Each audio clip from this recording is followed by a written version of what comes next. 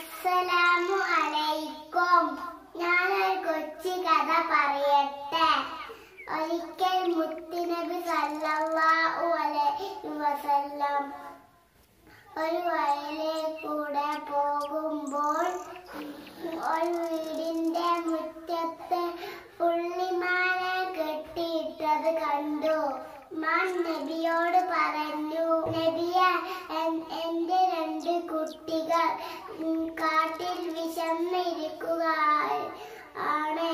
ഞാൻ പാല് കൊടുത്ത് വേഗം തിരിച്ചു വരാം.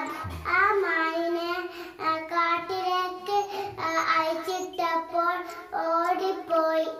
പാൽ കൊടുത്ത് തിരിച്ചു വന്നു. നബി സല്ലല്ലാഹു അലൈഹി വസല്ലം കാട്ടിലേക്ക് തന്നെ അയച്ചു വിട്ടു. എന്റെ കഥ നിങ്ങൾക്ക് ഇഷ്ടായോ? ഞാൻ നിർത്തുന്നു. അസ്സലാമു അലൈക്കും.